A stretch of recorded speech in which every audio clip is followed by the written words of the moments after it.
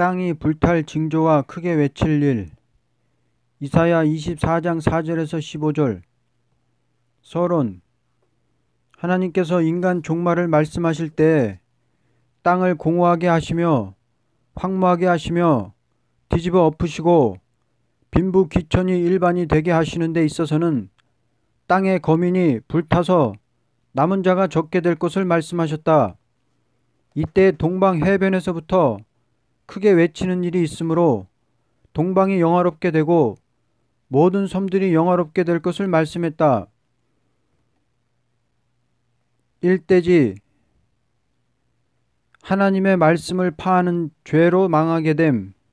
4절에서 5절. 땅이 슬퍼하고 쇠잔하며 세계가 쇠약하고 쇠잔하며 세상 백성 중에 높은 자가 쇠약하며 땅이 또한 그 주민 아래서 더럽게 되었으니 이는 그들이 율법을 범하며 율례를 어기며 영원한 언약을 깨뜨렸음이라. 인간 종말의 모든 사람들이 영원한 언약을 파한다고 한 것은 반기독적인 사회가 될 것을 가르친 것이다. 언약을 파한다고 한 것은 하나님의 말씀을 무엇인지 모른다는 뜻이 아니고 말씀을 바꿔도 배반한다는 뜻이다. 오늘날 과학 문명이 발달됨에 따라 이사야서나 모든 구약 성경은 다 과거로 돌리고 많은 폐단이 있다. 심지어 교회 지도자들이 예수만 믿으면 그 밖의 성경은 그렇게 밝힐 필요도 없고 더구나 이사야서는 십자가로서 끝을 맺었다고 하면서 알아볼 마음도 두지 않고 지나간 역사를 가르쳤다고 하는 신학설로 교회를 망치는 현실이라고 본다. 그러나 이사야서에 기록된 말씀은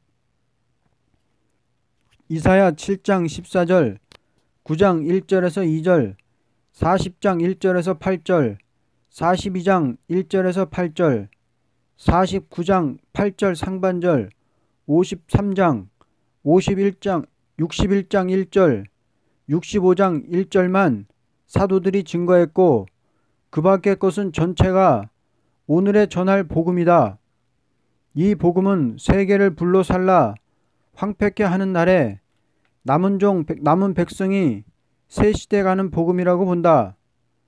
간단히 말하자면 이사야서의 말씀은 북방 세력이 동방 세력에게 망함으로 새 시대가 온다는 것이 중점이다. 북방 바벨론이 예루살렘을 황폐화시키고 동방 고레스가 황폐된 예루살렘을 복구한 것은 인간 종말에 될 것을 가르쳐서 말씀한 것이다. 바벨론의 포로가 된 사람들이 해방을 받고 돌아와서 예루살렘을 복구한 것과 같이 인간 종말의 바벨론 세력 아래서 압박받던 성도들이 동방에서 나타난 역사로 말미암아 한 곳에 모여 남은 자가 되어 새 시대를 이룰 것을 말씀하셨다. 오늘 본문에 온 세계가 불탈 때에 남은 자가 적다고 했는데 이 남은 자가 누구냐 하는 것을 알려면 이사야 25장 26장을 보면 된다. 오늘날 공산 정권이 하나님 말씀은 아편과 같다고 말하고 인본주의자들은 하나님 말씀을 한 신화로 돌리면서 신신학이라는 사상을 가진 자들은 하나님 말씀을 과거의 한 역사로 보며 정통을 부르짖는 사람들은 선지서 전체를 이미 십자가로 다 이루어진 사실로 보고만다. 그러므로 이것이 하나님의 언약을 파하는 일이 된다. 기독교는 이제 선지서를 글자 그대로 읽어서 크게 외쳐야 할 때가 왔다. 오늘날 세계 인류가 불탈 수밖에 없는 위기가 왔다고 해서 공산주의와 협상을 한다는 것은 하나님의 말씀을 파하는 음료적인 행동이라고 본다. 왜냐하면 세계가 불타고 새 시대가 온다는 하나님의 말씀은 부인하고 불타지 않도록 한다는 조건에서 협상의 노선을 걷는다는 것은 하나님과 대적이 되는 행동이기 때문이다. 이대지. 바다에서부터 크게 외치게 됨. 6절에서 15절. 그러므로 저주가 땅을 삼켰고 그 중에 사는 자들이 정죄함을 당하였고 땅의 주민이 불타서 남은 자가 적도다. 새 포도즙이 슬퍼하고 포도나무가 쇠잔하며 마음이 즐겁던 자가 다 탄식하며 솟구치는 기쁨이 그치고 즐거워하는 자의 소리가 끊어지고 수금 타는 기쁨이 그쳤으며 노래하면서 포도주를 마시지 못하고 독주는 그 마시는 자에게 쓰게 될 것이라. 약탈을 당한 성읍이 허물어지고 집마다 닫혀서 들어가는 자가 없으며 포도주가 없으므로 거리에서 부르짖으며 모든 즐거움이 사라졌으며 땅의 기쁨이 소멸되었도다. 성읍이 황무하고 성문이 파괴되었느니라. 세계 민족 중에 이러한 일이 있으리니 곧 감람나무를 흔듦 같고 포도를 거둔 후에 그 남은 것을 주움 같을 것이니라. 무리가 소리를 높여 부를 것이며 여호와의 위엄으로 말미암아 바다에서부터 크게 외치리니 그러므로 너희가 동방에서 여호와를 영화롭게 하며 바다 모든 섬에서 이스라엘의 하나님 여호와의 이름을 영화롭게 할 것이라. 우리 기독교에서 크게 하여야 할 것은 세계가 불타는 날에 구원을 받는 진리를 외쳐야 한다는 것이다. 6절에 저주가 땅을 삼켰고 그 중에 거하는 자들이 정죄함을 당하였고 땅의 거민이 불타서 남은 자가 적으며 라고 한 것은 분명히 불 가운데서도 구원받는 일이 있을 것은 사실이다. 지금 아시아에는 교회가 다 파괴를 당하고 동방 땅끝만 남한에만 남아있는 것은 우리나라에서부터 외치는 역사가 일어나 하나님의 진노의 날에 남은 자가 되어 새 시대에 가는 복음운동을 할 사람이 있다는 것을 가르친 것이다. 진노의 날에 여호와를 영화롭게 하는 일은 하나님의 말씀을 파하는 자들에게 있는 것이 아니오 하나님의 말씀을 그대로 믿고 외치는 자들이 축복을 받되 하나님을 영화롭게 할 수 있는 축복을 받게 된다. 계시록과 선지서 전체는 바벨론 세상이 불탈 때에 구원받는 것을 가르친 것이다. 그러므로 우리나라의 부산 영도에서부터 이 복음이 나타나기 시작한 것은 선지 예언이 이루어지는 일이라고 보게 된다. 우리나라는 계시록과 선지서를 크게 외치는 일을 하게 되어야만 하나님을 영화롭게 하는 동시에 영화롭게 되는 나라가 될 것이다. 이사야 60장 7절에서 9절 13절은 동방이 영화롭게 되는 것을 가르친 말씀이다.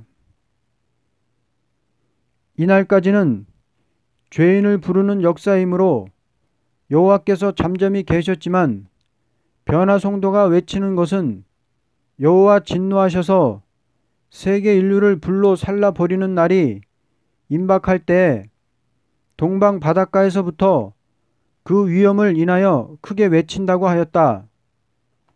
종이라는 사람은 여호와께서 잠잠하시면 같이 잠잠하게 되는 것이요 여호와께서 강하게 일어나시면 종도 강하게 일어나는 것이다. 진노의 날에 여호와 들어쓰시는 종은 크게 외치되 동방에서부터 먼저 여호와를 영화롭게 하고 모든 섬들에서도 여호와를 영화롭게 한다고 하였다. 그러므로 변화 성도의 역사가 동방에서 나올 것을 계시록 7장 2절에도 말하되 하나님의 인을 가지고 해돋는 데로부터 올라와서 큰 소리로 외친다고 하였다. 이것을 보아도 동방 역사라는 것은 진노의 날에 일어나는 역사라는 것을 분명히 알 수 있는 것이다. 결론. 인간 종말에 세계가 불타서 남은 자가 적게 될 때에 크게 외치는 역사가 있음으로써 새로운 시대가 온다는 것을 가르친 것이 본문에 기록된 말씀이다. 그러므로 우리는 72년부터 크게 외쳐야 할 일이 왔다고 본다. 왜냐하면 주 재림의 그날과 그 시는 알지 못해도 세계 정세를 보아서 크게 외쳐야 할 징조이기 때문이다. 진노의 날에 여호와를 영화롭게 할 일. 이사야 24장 1절에서 23절.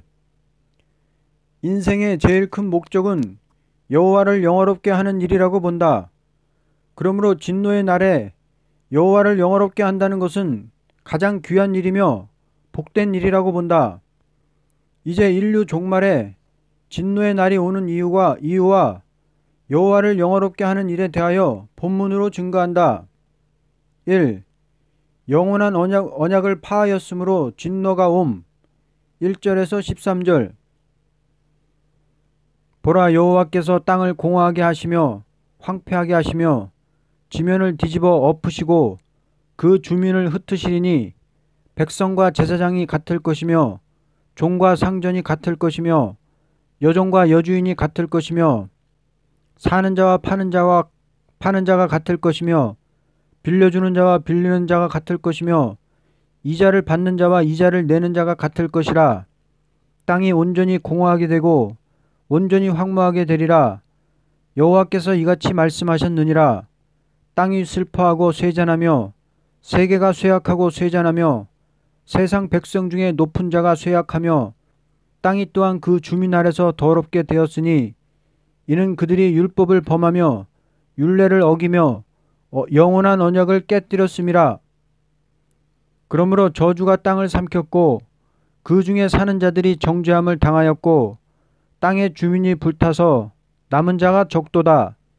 새 포도즙이 슬퍼하고 포도나무가 쇠잔하며 마음이 즐겁던 자가 다 탄식하며 소고치는 기쁨이 그치고 즐거워하는 자의 소리가 끊어지고 수금 타는 기쁨이 그쳤으며 노래하면서 포도주를 마시지 못하고 독주는 그 마시는 자에게 쓰게 될 것이라. 약탈을 당한 성읍이 허물어지고 집마다 닫혀서 들어가는 자가 없으며 포도주가 없으므로 거리에서 부르짖으며 모든 즐거움이 사라졌으며 땅의 기쁨이 소멸되었도다. 성읍이 황무하고 성문이 파괴되었느니라. 세계 민족 중에 이러한 일이 있으리니 곧 감람나무를 흔듦 같고 포도를 거둔 후에 그 남은 것을 주움 같을 것이니라. 하나님께서 크게 진노하실 일은 인간이 죄를 지었다는 것보다도 하나님의 영원한 언약을 파하는 일이다. 이 파한다는 것은 말씀을 받아가지고 세웠던 교회를 파괴하는 행동을 말한다. 오늘날 기독교가 세계 대종교가 되었고 하나님의 말씀을 세계 열방에 전파하여 어느 민족이나 하나님의 말씀을 배울 수 있는 기회를 주고 있다. 그런데 지금에 와서 소위 유물론 공산주의가 나오는 동시에 하나님의 말씀을 파괴하는 정부가 나오고 파괴하는 거짓 선지의 교권이 나와서 하나님 말씀은 한 신화로 돌리고 레닌 막수주의의 학설을 학교에까지 학과로 가르치고 있으며 소위 교회라 하면서 하나님의 말씀을 바로 전하는 종을 이단이라고 정죄하고 하나님의 말씀을 전부 과거로 돌리고 마는 신학이라는 간판 밑에서 인본주의의 학설이 교회를 망치고 있다. 소위 정통이라는 사람들 중에서도 십자가를 믿으면 그 밖에 하나님 말씀은 해석할 탓이요 각각 달리 해석하는 것을 원칙으로 아는 사람들이 있다. 이것이 전부가 다 하나님의 언약을 파하는 일이라고 본다.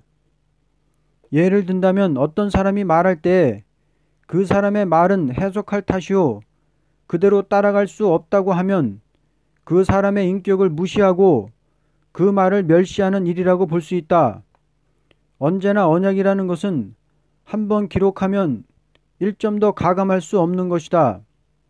사람이 계약서를 쓸 때에도 법칙에서 조금도 가감할 수 없는데 조물주 하나님의 영원한 언약의 말씀을 각각 해석할 탓이요 갖다 붙일 탓이라고 한다는 것은 하나님의 완전성을 부인하는 것이나 다름이 없다.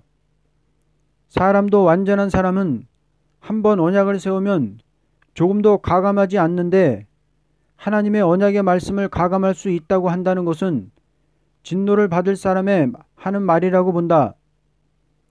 나는 40년간 성경을 보는 생활에서 처음에는 하나님 말씀을 이렇게 저렇게 해석을 해보았지만 지금에 와서는 본문 그대로 읽어서 짝을 맞추고 읽어서 각 장의 연관성의 원리를 알게 되고 읽어서 말씀의 목적과 그 방법이 어떻다는 것을 변론함으로 완전한 진리를 발견하게 되었다.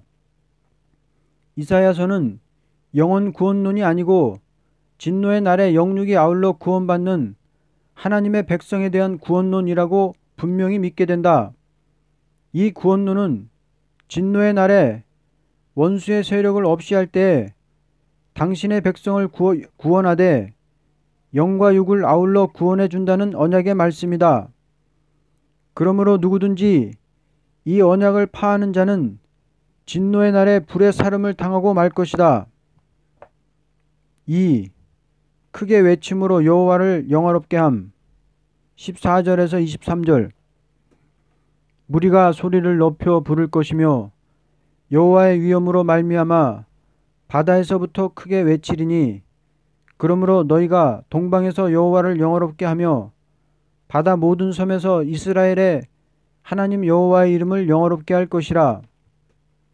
땅끝에서부터 노래하는 소리가 우리에게 들리기를 의로우신 이에게 영광을 돌리세 하도다. 그러나 나는 이르기를 나는 쇠잔하였고 나는 쇠잔하였으니 내게 화가 있도다. 배신자들은 배신하고 배신자들이 크게 배신하였도다. 땅의 주민아 두려움과 함정과 올무가 내게 이르렀나니 두려운 소리로 말미암아 도망하는 자는 함정에 빠지겠고 함정 속에서 올라오는 자는 올무에 걸리리니 이는 위에 있는 문이 열리고 땅의 기초가 진동함이라. 땅이 깨지고 깨지며 땅이 갈라지고 갈라지며 땅이 흔들리고 흔들리며 땅이 취한 자같이 비틀비틀하며 원두막같이 흔들리며 그 위에 죄악이 중함으로 떨어져서 다시는 일어나지 못하리라. 그날에 여호와께서 높은 데서 높은 군대를 벌하시며 땅에서 땅의 왕들을 벌하시리니 그들의 죄수가 깊은 옥에 모임같이 모이게 되고 옥에 갇혔다가 여러 날 후에 형벌을 받을 것이니라. 그때 달이 수치를 당하고 해가 부끄러워하리니 이는 만군의 여호와께서 시온산과 예루살렘에서 왕이 되시고 그 장로들 앞에서 영광을 나타내실 것임이라. 가장 큰 일은 진노의 날에 남은 종이 되어 여호와의 위엄을 인하여 크게 외치는 일이라고 본다. 물로 심판할 때에는 의로 전파하는 노아가 하나님을 영화롭게 하였고 불로 심판할 때에는 동방 바닷가에서부터 여호와의 위엄을 인하여 크게 외치던 사람들이 여호와를 영화롭게 하며 바다의 섬들에서는 그 이름을 영화롭게 한다고 하였다. 이름을 영화롭게 한다는 것은 외치는 소리를 듣고 깨닫는 것을 뜻했고 동방에서는 외치는 역사를 하므로 땅끝에서부터 노래하는 소리가 의로우신 자에게 영광을 돌리세 한다고 하였다. 이렇게 노래할 것은 괴율자의 세력이 강하게 일어나지만 여호와 일어나서 교만한 군대를 없이하고 땅의 왕들을 심판함으로 시온산 통치 다윗 왕국이 이루어지기 때문이다. 이 왕국은 영원한 왕국이다. 지금 아무리 괴율적인 공산 세력이 세계를 침투하러 나온다 하여도 이것은 형벌받을 마귀의 정책이므로 반드시 망하게 될 것은 사실이다. 지금 크게 외쳐야 할 일은 여호와 일어나서 북방 세력을 쳐서 없이 할 것이니 누구든지 하나님을 바라보고 용기 있게 나가라고 하여야 할 것이며 인간들 앞에는 함정과 올무가 있으니 여기에 빠져서 죽지 않으려면 괴울자의 정책에 속지 말고 시온산 통치 왕국에 들어갈 준비를 하라고 외쳐야 할 것이며 반드시 공산당은 망하고 성도의 나라가 온다는 것을 크게 외쳐야 할 것이다.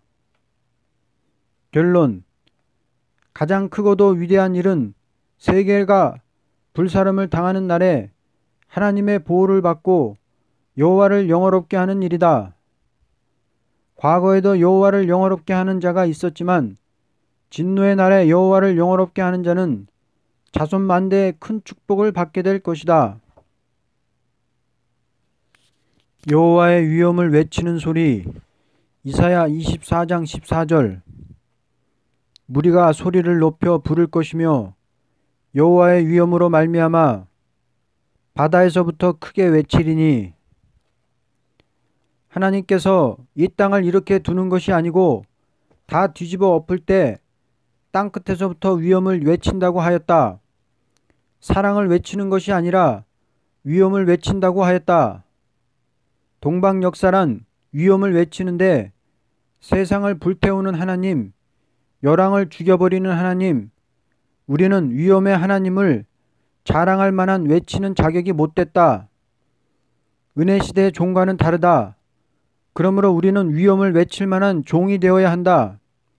입에 실수가 없고 인간성 죄악성이 없고 말씀 가감 없어야. 말씀 가감한 사람이 위엄의 하나님을 외칠 수 있습니까? 자기는 죽을 사람인데 400년 동안 가만히 계신 하나님께서 모세를 들었을 때는 위엄의 하나님이다. 그러므로 은혜시대의 종은 실수가 있고 말씀에 잘못이 있어도 고치고 용서해서 썼지만 말세의 종은 다르다. 위엄의 하나님은 공이다. 그래서 주님의 이름으로 선지자 노릇했다. 귀신을 쫓아냈다 하더라도 나는 모른다. 이것이다. 그러므로 위엄의 하나님을 외치려면 완전 무장을 갖추어야 한다. 조금이라도 인간성이 있으면 안 되고 진노의 날에 남을 수 있는 사람이 되어야 한다. 여호와의 위엄의 날에 남을 종을 무장시키는 수도원장이 보통 신학교의 교수와 같이 되면 됩니까? 신학교는 순 간판 따라 다니지 성경을 그렇게 배우지도 않고 40일 금식합니까? 그래서 세일 수도원 여호와의 위엄을 외칠 수도생이 정신을 똑똑히 차려야 한다. 말씀을 받아 쓴 것이나 성가를 받아서 부른 것이나 이것이 사람이 지어서 부른다면 됩니까? 그러므로 여호와께서 글자 하나도 못 쓰게 한다. 14절에서 16절. 우리는 위엄의 날에 하나님께 할렐루야 아멘으로 영광 돌리는 사람이 되려면 남은 종이 되어야 한다. 여호와의 위엄을 외치는 종이 되려면 첫째, 자체 속의 죄악성이 모두 없어져야 한다. 은혜시대의 종은 인간성이 있어도 썼지만 말세종은 다 고쳐 쓴다. 둘째, 조금도 입에 실수가 없어야 한다. 설교하는데 한마디도 실수가 없어야 한다. 셋째, 인정을 하나님께 받아야 한다. 그러므로 복음을 받으면 실현을 굉장히 시킨다. 하나님께서 미리 실현을 시키는 것은 여호와의 날에 남을 사람 이루기 위해서. 그러므로 지금은 여호와의 위엄을 외치는 때가 아니라 여호와의 위엄을 외칠 종의 인격이 되도록 기르신다. 아멘.